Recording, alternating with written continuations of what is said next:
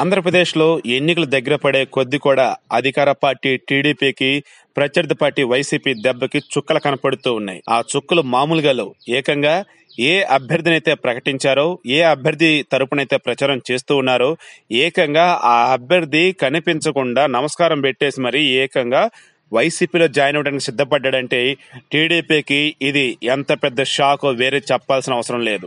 ఎందుకంటే అభ్యర్థిగా ప్రకటించిన తర్వాత కూడా వేరే పార్టీ వైపు మొగ్గు చూపాడంటే టీడీపీలో ఉంటే గెలవలేమనే భయమా, లేకపోతే టీడీపీ మీద నమ్మకం లేకపోవడం అనే ప్రచారం జరుగుతూ ఉంది.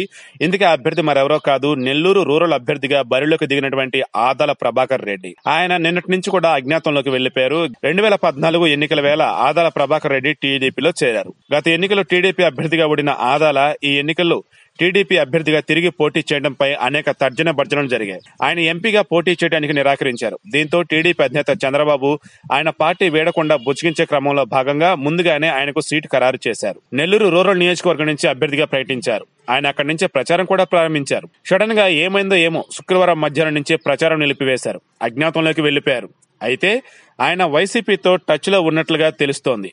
ఆయన అజ్ఞాతంలోకి వెళ్లే ముందు ఓ ఆసక్తికర పరిణామం కూడా చోటు చేసుకుంది. ఆదాల ప్రభాకర్ రెడ్డికి చాలా కాలంగా ప్రభుత్వం నుండి దాదాపు 43 కోట్ల మేర బిల్లులు బకాయిలు ఉన్నాయి. దీనికోసం ప్రభుత్వంపై ఒత్తిడి తెచ్చారు. అయితే ఎన్నికల వేళ అధికార పార్టీకి ఆదాలకు రావాల్సిన 43 కోట్ల రూపాయల బకాయిలను శుక్రవారం విడుదల చేసింది.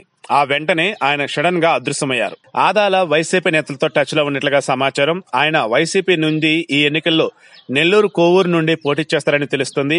ఈ రోజు లేదా రేపు వైసీపీలో చేరనున్నారు. అయితే ఇప్పుడు టీడీపీలో కలకలం రేపుతున్న విషయం ఏంటంటే, స్థానం ఖరారు చేసిన తర్వాత పెండింగ్ బిల్లులు సాధించి ఇచ్చిన తర్వాత కూడా ఇప్పుడు పార్టీ మారడంతో టీడీపీ నేతలు కంగుతిన్నారు.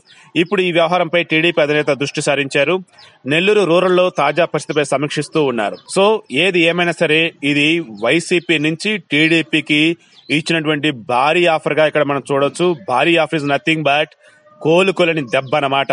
ఎందుకంటే రాజకీయంలో ఇటువంటి దెబ్బలు ఎవరైతే ఇవ్వగలుగుతారో వారే అసలైన ప్రత్యర్థి అని ఎవరైనా నమ్మటం తథ్యమే. ఇక గత ఎన్నికల్లో వైసీపీ నుండి కర్నూలు ఎంపీగా పోటీ చేసి గెలిచినటువంటి బుట్ట రేణుక టీడీపీలోకి ఫిరాయించారు. తన సన్నిహితులు, కుటుంబ సభ్యులతో చర్చలు జరిపిన తర్వాత రేణుక తిరిగి వైసీపీలో చేరాలని నిర్ణయించుకున్నారు.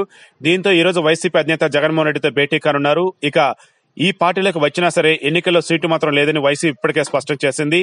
అంటే టీడీపీ వాళ్ళు సీటు ఇచ్చినా సరే అందులో ఉండకుండా బయటకు వచ్చినటువంటి నాయకులు ఇక్కడ వైసీపీలో సీటు ఇవ్వకపోయినా సరే మేము వస్తున్నామని వైసీపీలకు వస్తున్నారంటే దీని వెనుక వారి స్వలాభం ఉందా, లేక టీడీపీ అంటే భయం ఉందా, లేక వైసీపీ అంటే అభిమానం ఉందా, లేక ప్రజల్లో రానున్న రోజుల్లో ఖచ్చితంగా వైసీపీని గెలిపించుకోబోతున్నటువంటి నమ్మకం ఈ నాయకులకు కలిగిందా?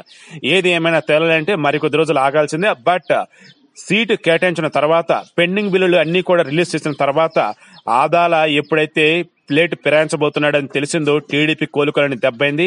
అదేవిధంగా రాజ్యసభ సీటు ఆఫర్ చేసినా, అదేవిధంగా ఎమ్మెల్యే సీటు ఆఫర్ చేసినా నాకు అవేమో వద్దు, కర్నూలు ఎంపీ సీటు కావాల్సిన పట్టుబట్టి రేణుక అది దక్కకపోవడంతో ఇప్పుడు వైసీపీలోకి రావటం, అది కూడా సీటు కన్ఫర్మేషన్ లేకపోయినా రావటం, ఇవన్నీ కనుక చూస్తుంటే టీడీపీలోకి వెళ్ళినటువంటి వాళ్ళు ఖచ్చితంగా ఏదో ఒక రోజు తిరిగి వారి వారి గోళ్లకు చేరుకోవాల్సిన విషయం స్పష్టమవుతూ ఉంది.